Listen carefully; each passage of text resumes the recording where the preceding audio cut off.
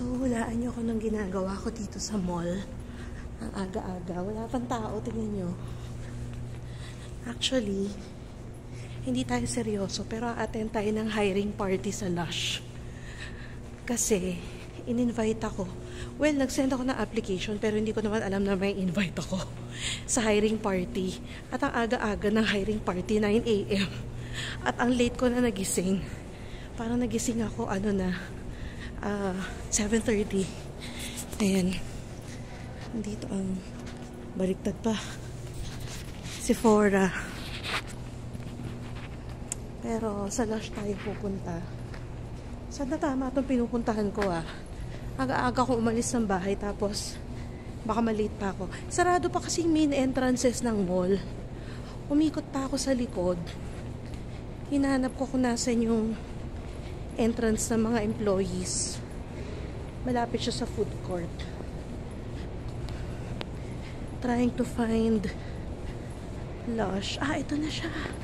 Ayan guys. Ay, wait. Parang ako pa lang nandito. Guys, ang aga ko. 9 AM kasi yung start ng hiring party. Parang nagre-ready pa lang sila. Pero, ang lapit ko lang kasi dito sa Chinook Mall, 'di ba? 5-minute walk lang. Kahit na naligaw ako ng konti kasi doon ako sa main entrance dumaan. Ang aga ko pa rin. Parang 8:50 pa lang yata. Okay lang, at least maaga ako, 'di ba? Hindi naman ako seryoso dito sa hiring party na to. Na-curious lang ako ano ba nangyayari sa hiring party. May pagkain ba? Hoping ako na may goodie bag kahit hindi ako ma-hire. Kasi ang bait ng manager dito, nag-send ako ng application sa Indeed. Tapos personalized talaga yung email na reply, hindi siya generic. Tapos tinawagan pa niya ako sa phone kasi nagbago yung date nitong hiring party. Tinanong pa niya ako kung okay ba ako dun sa new date and time. So nahiya naman ako na hindi na pumunta. Kaya kahit na tanghali na ako nagising kanina at medyo tinatamad ako, gumawa na rin ako dito kasi nga malapit lang naman. Guys, kagagaling ko lang dun sa hiring party ng Lush and I thought I'd do a quick vlog about the experience. Nandito pa rin ako sa loob ng mall pero sarado pa yung mga shops kasi wala pang 10 o'clock. 9:48 pa lang ata. So nag-start yung hiring party ng 9 AM and there were only 3 of us. Ina-expect ko na mas marami kami, siguro mga 5 na tao man lang or more, pero 3 lang kami. Tapos, syempre, mga bagets yung dalawang co-applicants ko. Siguro, mga early 20s, ganun yung age nila. Hindi ako sure. But anyway, nandun yung manager. Siya yung nag-email sa akin nung nag-send ako ng application. So, yung process kasi ng pag-a-apply is, mag-a-apply ka through Indeed. Dun sa yung opening ng Lush kasi ang hinahanap nila is seasonal ambassadress. So in short, for the upcoming Christmas season. Tsaka hindi ko alam kung ano pa yung mga upcoming events na kakailanganin nila ng extra hands. Kasi 'di ba pag albawa Black Friday or Boxing Day, hindi ko sure kung ano yung mga sale dito Kailangan nila ng extra tao kasi maraming customers. So anyway, nakakangawit itong posisyon ko. So, medyo, ayan, sasandal natin dito. Kasi pag sa bahay na naman ako mag-vlog, pareho na naman yung makikita nyo na background. So, para maiba naman. Ayan, nasa likod ko ay Armani Exchange. Umupo lang ako dito. May mga konting tao, kasi may mga konting shops na open. Pero, yung bank open. Tapos, di ko alam yung iba, meron silang dalang drink. Di ko alam kung saan nila binili. Anyway, going back, so nag-apply ako through Indeed. Tapos, nag-email sa akin yung manager nung Lush dito sa Chinook Mall. Pinakamalaking branch yan dito sa Calgary. Sobrang laki nung Lush. Hindi lang ako nakapag-video kanina kasi baka hindi pwede, hindi ko sure, nahiya ako. Pero sobrang laki. Kung familiar kayo doon sa mga branches ng Lush, dyan sa Pinas, sa mga mall, siguro times 6 yung laki ng Lush dito. Ganun siya kalaki. Sobrang kompleto. So, she emailed me to say that I'm invited to the hiring party. Tapos, kung interested daw ba ako. Tapos, nag-confirm ako, na-attend ako. Tapos, napalitan pa nga yung date. And the manager even called me to ask me kung okay ako doon sa new date.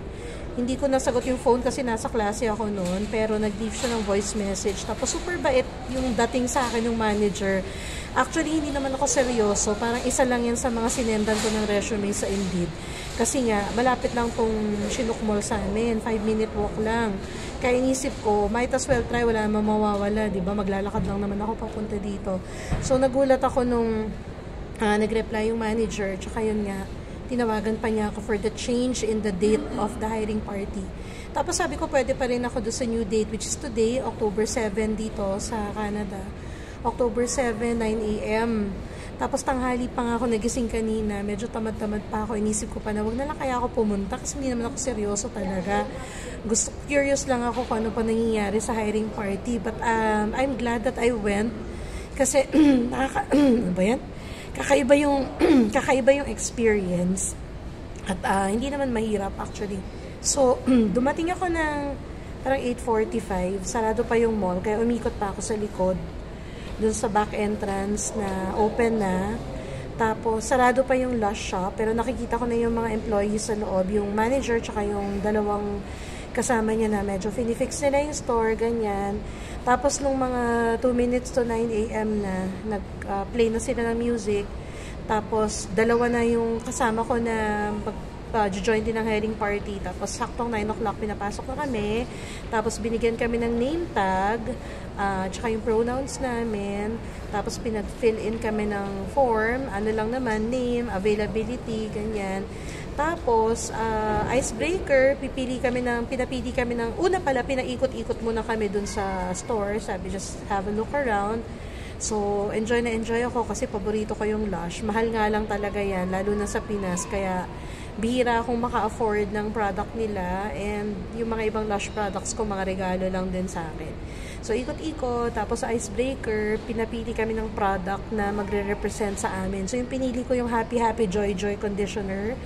And then, sabi ko, this product is me because I'm a very happy, joyful person. So, I'm a very jolly person. And I also like conditioner. Sabi ko, especially since arriving here in Canada, my hair has been so dry because of the water and the weather, the climate, ganyan-ganyan. Kemerot lang. Tapos yung dalawa kasama ko, yung isa pinili niya bath bomb, yung isa naman perfume yata, ganon. Tapos, nag-role play, yung dalawang employees, nag-role play sila na yung isa kunyari shopper, tapos yung isa staff.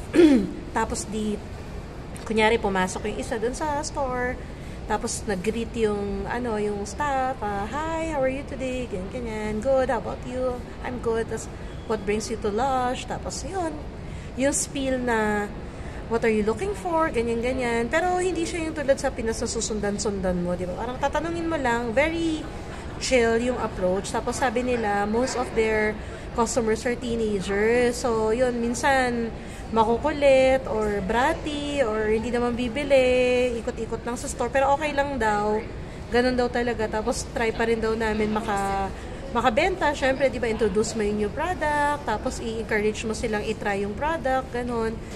Tapos yun, dinemo nung dalawang employee kung paano ano yung gagawin kapag may pumasok na customer. Tapos pinag-roleplay kami mga applicant na kunyari kami naman yung shopper at saka yung staff, tapos exchange roles naman kami. Tapos group naman, kunyari 2 teenager yung pumasok o 3 teenager yung pumasok, paano mo sila approach, how do you get them to buy a product, yun. Tapos yung manager, si Shoban, nandun siya sa loob ng office. Tapos kapag habang nandun kami sa roleplay, tinawag din niya kami isa-isa for an interview. Mabilis lang yung interview, parang mga siguro 10 minutes, ganyan. Tapos madadali lang naman yung matanong, kering-keri ko. As in super, parang yun na yun. Pero kasi ko, 'di ba? Sanay kasi ako sa ganyan kasi nga teacher ako. So, madali para sa akin na sumagot ng mga on the spot questions, mga impromptu speech ganyan. Tapos super enthusiastic ako. So, it was a good interview. Feeling ko hindi interview, parang chikahan lang kami ng manager, ganun. Tapos, very warm siya. Gusto ko yung personality niya. If ever na ma-hire ako, if ever kasi hindi talaga ako nag-expect talagang pumunta na ako sa hiring party para malaman ko ano ba yung hiring party na yan. Pero if ever na okay sila dun sa availability ko, kasi medyo konti lang, di ba, kasi may practicum ako, may classes ako, So, yung availability ko actually, ano lang, Thursday afternoon, tapos whole day Friday, tsaka whole day Saturday. Kasi ayoko naman mag-work ng Sunday at may practicum ako ng Monday. So, if ever na i-hire nila ako, sana siya din yung, kasi sabi niya iba-iba din daw yung manager na pumapasok. Sana siya yung maka-work ko na manager kasi mukhang okay siyang katrabaho. Pati yung dalawang employee kanina, matatagal na sila. Isa 10 years na siya, yung isa 12 years na ata. Pero ang babata nila tignan na. O baka naman nag-start sila dito, 18 years old pa lang sila. Tapos ngayon mga 28 pa lang sila. Kasi ang bata ng isura nila. So, yun lang. Tapos, after nung roleplay interview, ikot-ikot sa store. Tapos, yun na. Sabi, they'll be getting in touch daw with us at the end of the day yata. Mabilis dito eh. Hindi ka pag-aantayin ng 1 linggo or 2 weeks or what. Parang nung nag-apply din ako sa Bath and Body Works, sabi, they'll let me know at the end of the day. Pero yung Bath and Body Works, gusto nila kasi mornings. Hindi ako pwede ng mornings kasi may klase ako.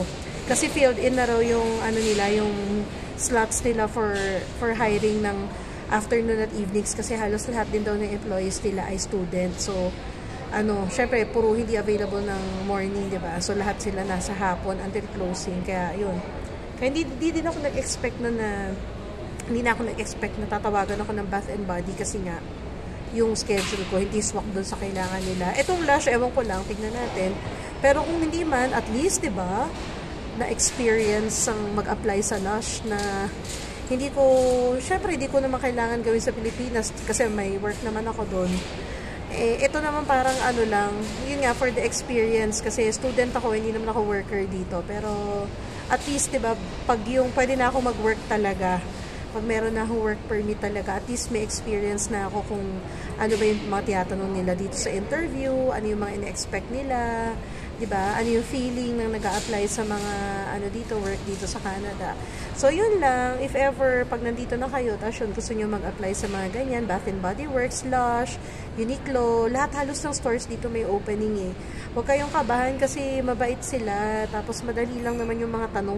Huwag lang kayong kabahan, tapos huwag kayong masyadong conscious sa grammar nyo. Kasi mas sila eh, mas tinitignan nila yung rapport nyo with people, yung passion nyo, yung energy nyo. Hindi naman yung grammar. Kahit na very basic English lang, carry na. Okay? So, yun lang. Uuwi na ako. Kasi nagawa ko na yung, yung errands ko ngayon. Yung umattend ako ng hiring party. Tapos pumunta ako sa bank para i-deposit yung check ni Mr. G. So, see you in my next vlog. Bye!